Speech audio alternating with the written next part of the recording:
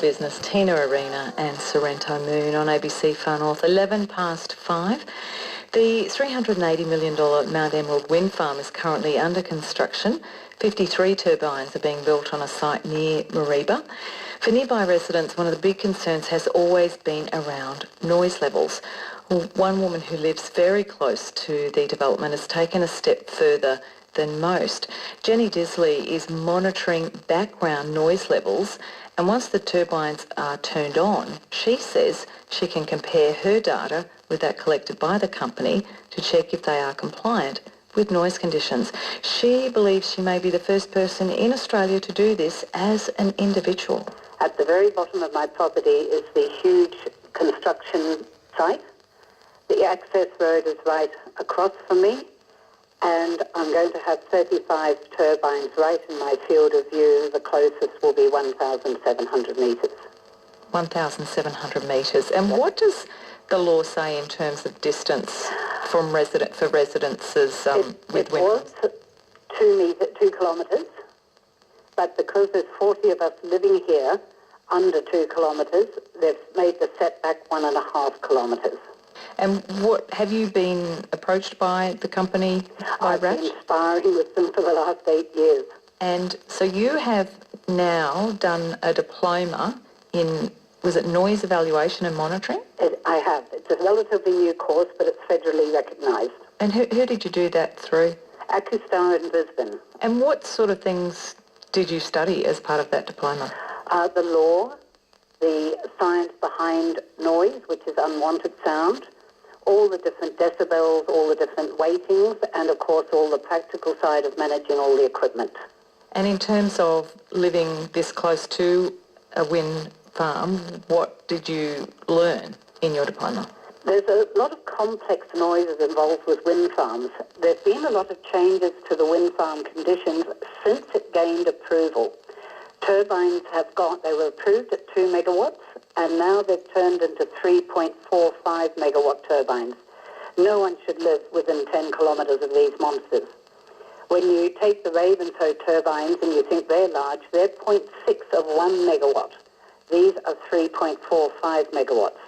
And also in their noise conditions, they've dropped the decibel penalty for tonality.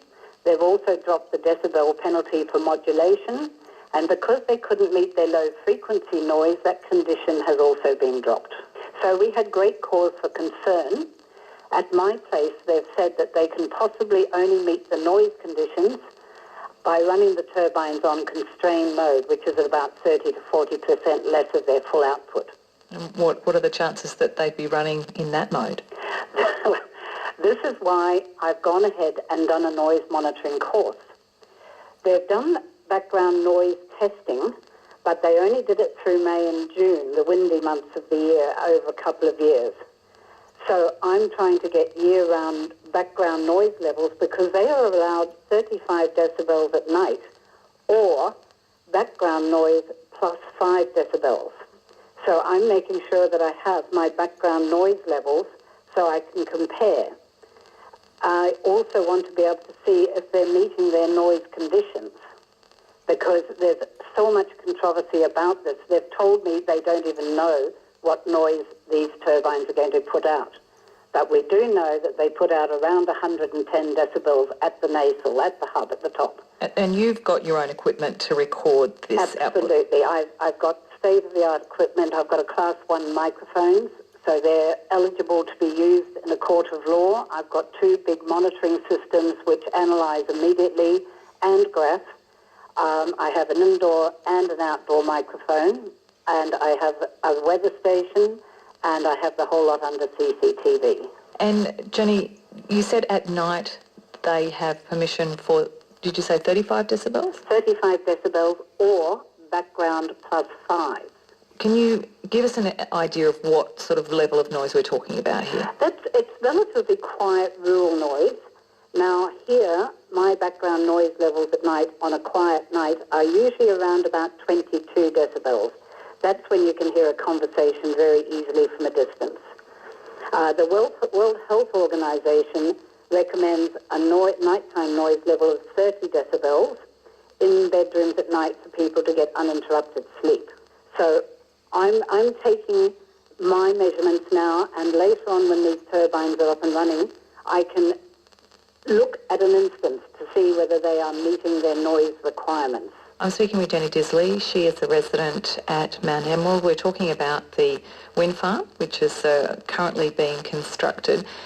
Jenny, what sort of noise are you expecting? You know, what are you expecting it to sound like, I suppose, when the turbines are up and running? It'll be a pulsing noise.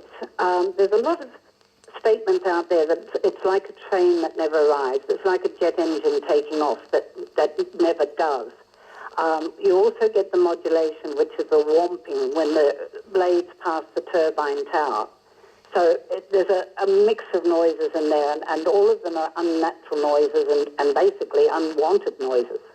And Jenny, have you spoken to the company? Do they know you're going to be recording the noise levels and comparing with their data as well? Yes, they do. We've already had an instance where I complained about their generator noise from their compound site at night.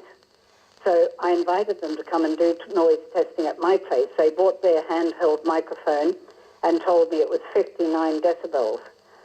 So we went inside and they saw my machines, and it was certainly much, much lower. Their machine wasn't recording accurately. And what was their response when they realised you had all this equipment and you were recording as well? I was looking at a pair of goldfish. Oh, really? They just didn't say a word. They stared and they didn't say a word, and I said to them, I'm going to keep you absolutely honest according to your noise conditions. And Jenny, how are you feeling about the whole thing? I was incredibly depressed because there's nothing a person can do against these multinational companies until it was recommended that I take this course on and get my own equipment through the Warburg Foundation.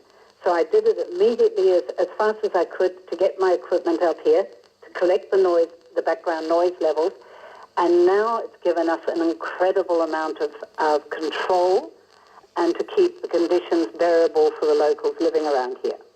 And it's not just applicable to a wind farm, it's also applicable to anyone who's going to be confronted by coal seam gas mining operations, and any other industrial heavy noise-producing site. And locals aren't being protected around Australia, and this is the first time this has been done within this country. I do know that since my equipment arrived, there's another set has gone to Western Australia, and I do know quite a few more people who are going to do their course. Because wind farms have to monitor themselves, they pay for their own monitoring, they have their data. Now that the data, and it's qualified data, is in the hands of locals, it changes the ball game totally. I think the main thing I want to stress is we do not have to stand by and be helpless victims.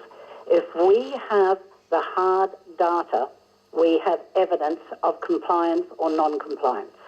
And that is so important. That's Jenny Disley. She lives very close to the Mount Emerald wind farm near Bareba, which is currently being constructed. 5:20, ABC, Far North.